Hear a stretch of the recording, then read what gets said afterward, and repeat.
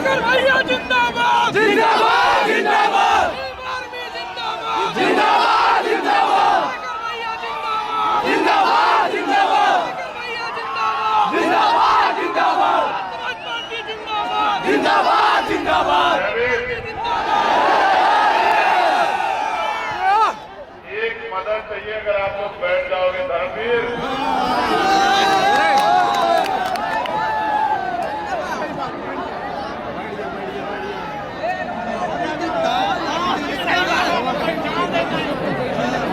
मांगा था इनके भिजवा दिया लगा का सबके नीचे बाजी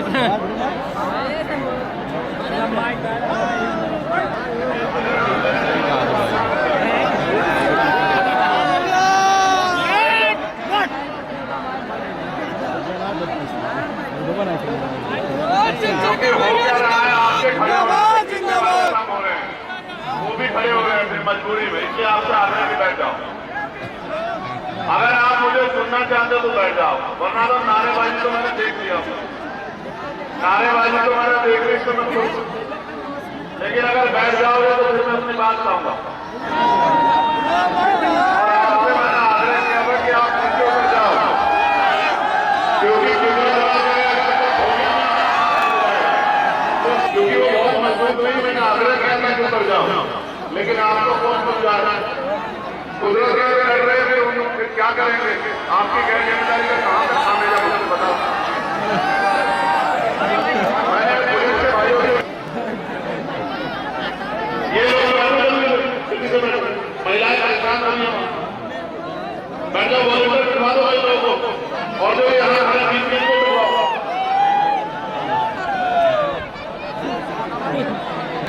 जब आप बैठ जाओगे तभी बात शुरू होगी, अगर आप खड़े रहोगे तो बात नहीं हो पाएगी।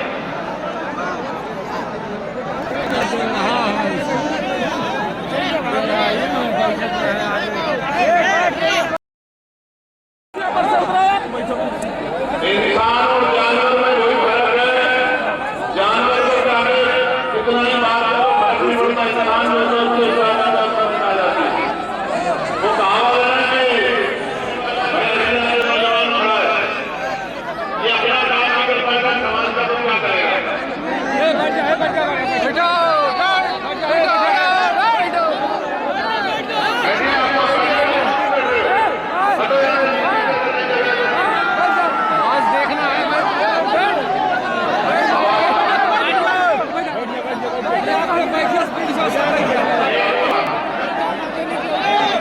कितना बड़ा कहानी कही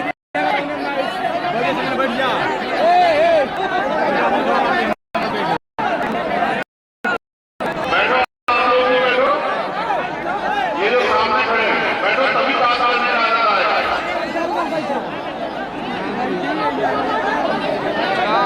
बैठ के महिलाएं परेशान हो रही हैं, ये काम नहीं है हमारे लोगों का। जहाँ बहन बेटे जो परेशान हो रहे हैं, वो हमारे लोग नहीं हो सकते, वो तो गैर लोग होंगे। ये पूरे लोग सामने में व्यवस्था करवा जाता है, लोगों की बात।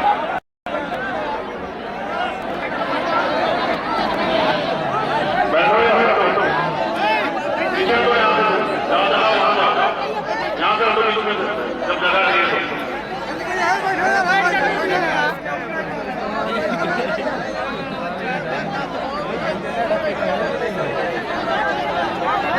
बोले व्यवस्था भैया,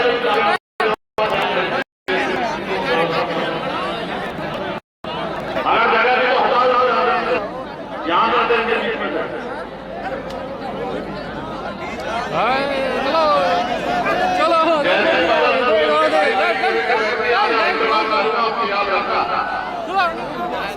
बहुत कूदा ताला खत्म नहीं हुआ है तो देख लेना,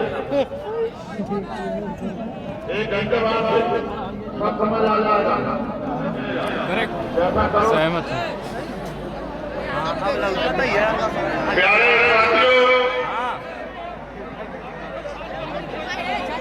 आज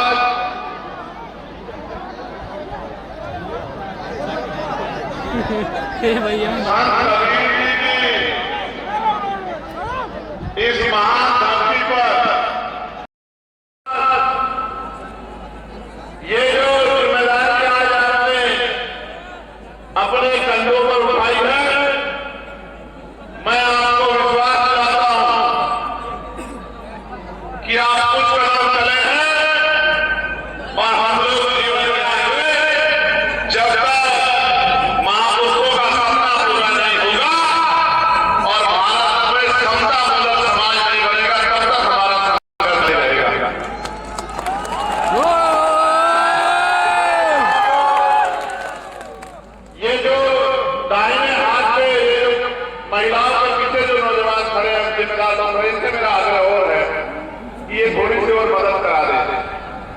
क्योंकि जिन महापुरुषों को हम लोग मानते हैं उनका ये आदेश है, उनका ये विचार है, उनका ये निर्देश है कि अगर बहन बेटियों को परेशानी हो रही है, बेटियों को दिक्कत हो रही है, तो हमें अपना सुख चैन ख्याल देना चाहिए। इसलिए मैं आपसे आग्रह कर रहा हूं कि कोई इधर नौजवान और जिम्मेदार लोग खड़े हैं जगह कमी के कारण, वो थोड़ी सी व्यवस्था बनवा दें जिससे कि आगे का कार्यक्रम आगे बढ़ पाता। प्यारे साथियों, सभी संतों, गुरुओं और महान पुरुषों को नमन करता था और नमन मैं इसलिए करता हूं क्योंकि मेरा अनुभव है कि ये महान पुरुष अपने लिए नहीं दिए, इन्होंने संघर्ष करने का काम किया। इन्होंने हमेशा मान सम्मान का जीवन मिले इसके लिए संघर्ष किया और आगे बढ़कर इन्होंने अपने बच्चों का बलिदान देकर अपना जीवन कुर्बान कर दिया।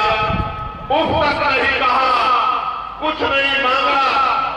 इस तरह का त्याग, बलिदान, संघर्ष करने वाले अपने तमाम महापुरुषों को मैं आज यहाँ याद करता। प्यारे साथियों, आज 8 फरवरी है, रविवार का दिन है। जब मैं आ रहा था, बड़ा ऐतिहासिक जन समर्थन मुझे दिखा मेरे आते हुए भी, जिसमें हजारों की संख्या में महिलाएं। जब मैं गाड़ी में बैठे देख रहा था तो उनके पैदल चलने की तकलीफ मेरे अंदर पैदा हो रही थी, लेकिन जिस तरह का प्यार आशीर्वाद देने के लिए वो आगे बढ़ रही थी, उससे विश्वास भी पैदा हो रहा था, एक हिम्मत भी पैदा हो रही थी कि कहते जिस आंदोलन को मां बहनों का आशीर्वाद हो जाता है, जिस आंदोलन को मां बहनों का प्यार मिल जाता है, वो आंदोलन कभी पीछे नहीं हट सकता। इस बात के लिए भी मैं यहाँ पहुंची तमाम मां बहनों को, प्यारी बच्चियों को बहुत बहुत धन्यवाद करता हूं। प्यारे साथियों, महामानव प्रताप नानक जी, गुरु कबीर जी, गुरु घासीदास जी, गुरु वाल्मीकि जी, गुरु नारायण गुरु संत गाडगे जी महाराज, सामाजिक क्रांति के अगर दूत राजपिता ज्योतिबा फूले, छत्र साहू महाराज, डॉक्टर बाबा साहब अम्बेडकर, महामना रामसूर वर्मा, चौधरी महाराज सिंह भारती, ईवी रामा नायकर पेरियार मलई यादव, बाबू जगदेव प्रसाद कुशवाहा, जननायक कपूरी ठाकुर, डॉक्टर एपीजे अब्दुल कलाम साहब, मान्यवर मीरा भाना वाल्मीकि साहब, संतराम जी प्रजापति जी, बहुत जल्दी एक खबर गोरखपुर जाएगी और गोरखपुर के जरिए ये खबर बहुत जल्द लखनऊ जाएगी और जब ये खबर लखनऊ जाएगी तो अगली जहां रैली है उसकी परमिशन 1 दिन पहले हमें दी जाएगी, 1 दिन पहले।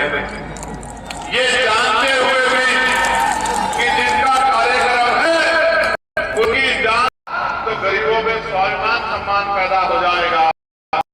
करने का समय भी प्रशासन और पुलिस आजकल देरी से दे रही है। मैं इसके लिए आपका धन्यवाद करूंगा मेरे भाइयों, क्योंकि मैं जानता हूं कि आप अपने मन से नहीं करते थे। पुलिस और एडमिनिस्ट्रेशन सरकार के अधीन है। सरकार जो चाहती है, नेता जो चाहते हैं, विधायक जी जो चाहते हैं, सांसद जी जो चाहते हैं, मंत्री जी जो चाहते हैं, मुख्यमंत्री जो चाहते हैं, वो करना आपकी मजबूरी है, वरना आपका मेरा कोई झगड़ा नहीं है। आप भी किसान मजदूर परिवारों के जो बच्चे हो और मैं भी एक किसान मजदूर परिवार से आया हूँ। आप मेरे खिलाफ नहीं हो सकते हैं, मैं इस बात को जानता हूँ और मैं आपके दर्द को भी जानता हूँ। मेरे पुलिस के आपको 24 घंटे ड्यूटी करनी पड़ती है, जबकि और डिपार्टमेंट को 8-8, 9-10 घंटे में उनको छुट्टी मिल जाती है। आपको छुट्टियां भी नहीं मिलती, बॉर्डर स्कीम से आप परेशान हैं, वेतन की संकेता बहुत है, आपको छुट्टी के लिए कई जगह पेश होना पड़ता है। मैं आपको संत नवीन जी की धरती से कहना चाहता हूं, आप आने दीजिए मौका, चंद्रशेखर आजाद समाज पार्टी को मौका मिलने दीजिए, सबसे पहले आपकी समस्या को हल करें।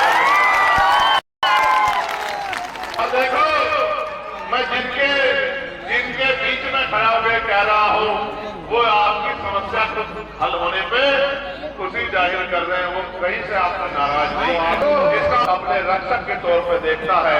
मैं आपसे आग्रह करूंगा कि आप भी उनके साथ प्यार का सलूक किया करो, क्योंकि कई जगह से जो खबरें मिलती है वो मन में चिंता पैदा करती है। कल ही एक सीओ साहब की वीडियो वायरल हुई है जो मिलक रामपुर में है,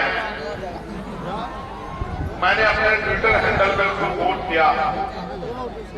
वो कह रहे थे चोर समाज, वो चोर को समाज से जोड़ने का भाव उन्होंने दिया। उन्होंने कहा पुरानी कहावत है, मैं देखता हूं कि अगर इस पुरानी कहावत को एक डिप्टी एसपी लेवल के अधिकारी को समझ नहीं आता कि इससे एक समाज के ऊपर कितनी घटिया टिप्पणी होती है कि जब वो पूरी जाति को आप चोरी से जोड़ते हैं, तो मैं क्या समझूं कि यूजीसी में जो गाइडलाइन है वो गलत नहीं, वो गाइडलाइन इसलिए गलत नहीं थी क्योंकि आज भी केंद्रीय विश्वविद्यालयों में सरकारी दफ्तरों में, मेडिकल कॉलेज में, कृषि विद्यालयों में आदिवासियों के साथ जाति धर्म के आधार पर गैर बराबरी और दुर्जाति की जा रही है। ये सत्य है, ये सत्य है, और ये सत्य छिपाने से नहीं छिपेगा और सब लोगों के विरोध से नहीं करेगा। मेरी बात को आप याद रखना। कुछ लोग डर गए हैं कि हमने झूठे मुकदमे हो सकते हैं, हमने अपने बच्चों का बलिदान किया, हत्या हुई है, पायल तलवी की, देवता मेघवाल की, रोहित ब्रह्मणा की, उन माओं पे क्या बीतती है। आप हमारे साथ को क्या जानते हो? आपको दिल्ली में प्रोटेस्ट बुलाया है, हम देश को बता देंगे कि हम झुकने वाले नहीं हैं।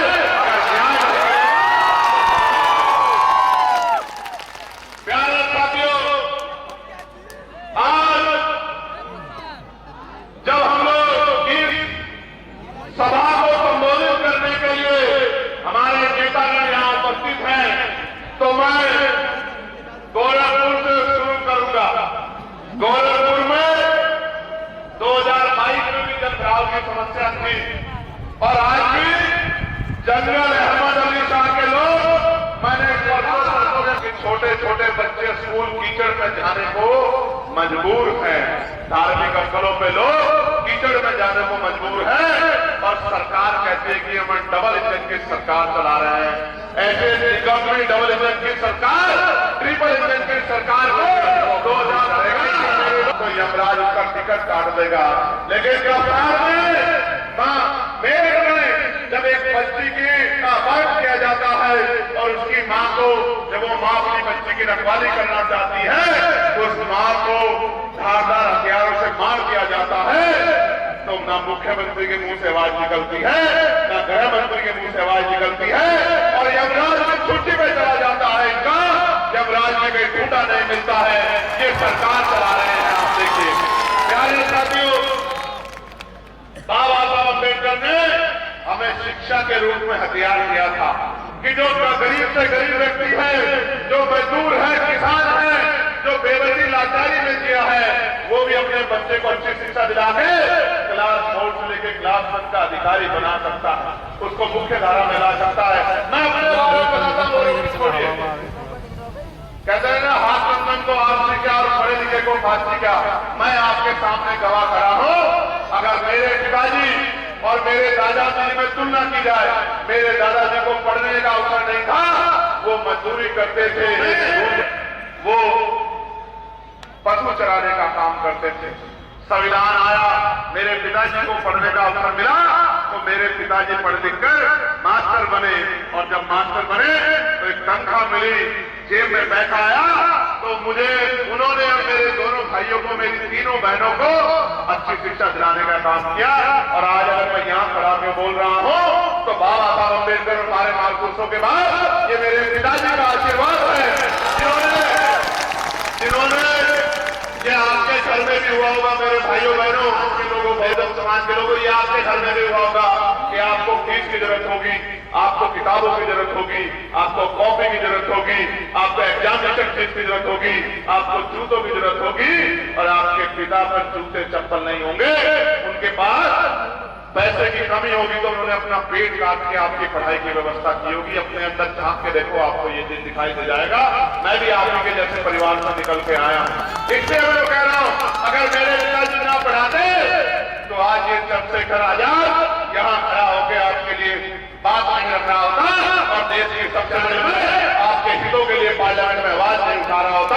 ये शिक्षा के कारण संभव हुआ है। मगर मैं शिक्षा का जिक्र क्यों कर रहा हूं?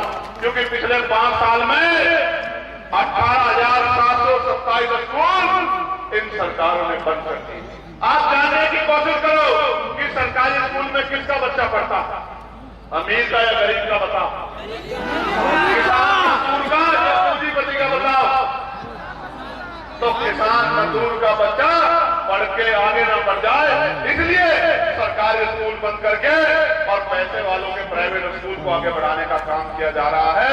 क्योंकि अगर शिक्षा प्राप्त करोगे, ज्ञान प्राप्त करोगे तो आज नहीं तो 10 साल 20 साल में ये गरीबी, बेबसी, लाचारी को की जो बेड़ियां उनको काट होगे। क्योंकि कल अगर आप लोग किसी का बच्चा डॉक्टर, इंजीनियर, IAS, IPS, वकील, जज, पत्रकार, चित्रकार, अगर किसी भी प्रोफेसर, इंजीनियर किसी भी पद पे गया तो अपनी मां को आंखों में आंसू नहीं आने देगा, उसको किसी के आगे हाथ नहीं फैलाने देगा, अपनी बहन की शादी में और किसी कार्यक्रम में किसी के आगे उधार देने की जरूरत नहीं पड़ेगी, बीमारी, लाचारी में कर्ज लेके जमीन गिरवी रखनी पड़ेगी। इसलिए शिक्षा क्या है जो आपको आगे बढ़ाती है। केंद्र राज्य की सरकार इन स्कूलों को बंद करके हमारी तरक्की का रास्ता रोकने का काम कर रही है। आपको मुझे समझना पड़ेगा कि हमें शिक्षा को बचाना है और ये शिक्षा तब बचेगी जब संविधान बचेगा। मेरी बात को आप याद रखना प्यारे साथियों। आप जानते हैं इस शिक्षा को बचाने के लिए हमने क्या प्रयास किए हैं और हमारे पास क्या योजना मैं आपको बताना चाहता हूं। बड़े गौर से सुनना है। सबकी मुझसे राष्ट्रपिता फूले जी से क्या लड़ाई थी सबकी, मान्यवर काशीराम साहब से क्या लड़ाई थी सबकी, सामना राम सुवर्मा जी से सबकी। मैं आपको बताता हूं, अगर वो अपने और अपने बच्चों के बारे में सोचते तो किसी को तकलीफ नहीं होती, लेकिन वो अपने समाज के बारे में सोचते थे। इसलिए उनसे नाराजगी है। इसी वजह से बाबा साहब अम्बेडकर के स्टैच्यू को आज भी सुरक्षा की जरूरत पड़ती है, उनको तोड़ दिया जाता है, सिर्फ स्टैच्यू से डर जाते हैं। अभी माता ज्योतिबा फूले की प्रतिमा पर हमला किया गया, दिन दहाड़े हमला किया गया। वो प्रतिमा पे हमला नहीं था, वो उस विचार पे हमला था जो उन्होंने मनुवाद, पाखंडवाद, विश्वास के बाद वो खत्म करने के लिए समाज में जागरूकता पैदा करने का काम किया। और मैं धन्यवाद देता हूँ राष्ट्रपिता ज्योतिबा फूले और मां सावित्रीबाई फूले को। अगर वो शिक्षा की जोत नहीं जगाते तो आज महिलाएं पढ़ नहीं पाती। आज इस समाज में डॉक्टर, इंजीनियर, IAS, IPS, वकील, जज और तमाम पायलट से लेकर जो बेटियां बनी है, इसका श्रेय अगर किसी को जाता है करो जो जहां जय भीम, जय भारत, जय संविधान, जय बंदर, जय जोहार, वोट हमारा राज तुम्हारा, वोट हमारा राज तुम्हारा, वोट हमारा नोट तुम्हारा, वोट हमारा नोट तुम्हारा, हमारा गरीब समाज जिंदाबाद, हमारा किसान नौजवान जिंदाबाद, हमारा जवान जिंदाबाद, हमारी पुलिस जिंदाबाद, हमारे अर्धसैनिक बल जिंदाबाद, हमारी सेना जिंदाबाद, हमारे पत्रकार साथी जिंदाबाद। और जो पत्रकार साथी हरियाणा से लेके यहां तक आए हैं, मैं उनका बहुत बहुत धन्यवाद करता हूं। प्यारे साथियों, मेरी आखिरी बात में आप सुन लो, चैन से नहीं बैठना है, कल का इंतजार नहीं करना है।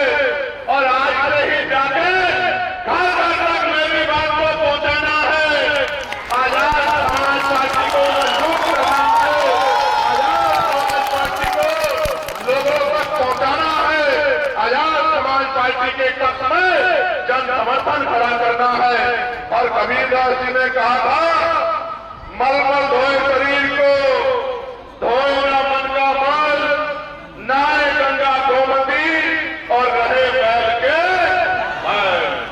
कबीरदास जी ने कहा था, मलमल धोए शरीर को, धोए ना मन का मैल गोमती, रहे बैल के बैल। मतलब इसका ये है कि लोग अपने शरीर को बहुत अच्छी तरह से साफ सुथरा बनाते हैं, लेकिन मन के मैल की सफाई नहीं करते हैं। वे गंगा और गोमती जैसी नदी में नहाकर खुद को पवित्र मानते हैं। ऐसे लोग मूर्ख होते हैं। इसलिए मैं आपको कहना चाहता हूं, हमारे अच्छे दिन तब आएंगे जब आपकी जेब में पैसा आएगा। हमारे अच्छे दिन तब आएंगे जब आपके साथ जुग जाति बंद हो जाएगी। हमारे अच्छे दिन तब आएंगे जब हमारी बहनों बेटियों को रोजगार मिलेगा। हमारे अच्छे दिन तब आएंगे जब हमारे पास अच्छे घर होंगे। हमारे अच्छे दिन तब आएंगे जब इस देश में हमारी हिस्सेदारी हमें मिलेगी। जब मेरी माँ बहनों को, भाइयों को, बड़े बुजुर्गों को, किसानों को, नौजवानों को, जवानों को उनके हक अधिकार मिलेंगे, तब हमारे दिन आएंगे। और वो तब आएंगे जब हम संविधान को बचाकर आजाद समाज बनाएंगे नहीं बनाएंगे बताओ। जो लोग आजाद समाज पार्टी को ताकतवर बनाएंगे वो 4-4 फीट ऊंचे खड़े हो जाओ। ऐसा नहीं, 4 फीट ऊंचे कहां से खड़े हो जाओगे आप? जोर से बोलो कि आपके दफ्तर में बात जा, जरा जोर से बोलो। मैंने अभी भी कम है, गाजियाबाद तक नहीं जा रही बात। जोर से बोलो। मेहनत करोगे, मेहनत करोगे, काम करोगे, ताकत बनाओगे, तुम जाति खत्म करने मदद करोगे। पक्का झूठा वाला तो नहीं करोगे। जय भारत, जय संविधान, जय संविधान, जय मंडल, जय जोहार। चलो बैठिए।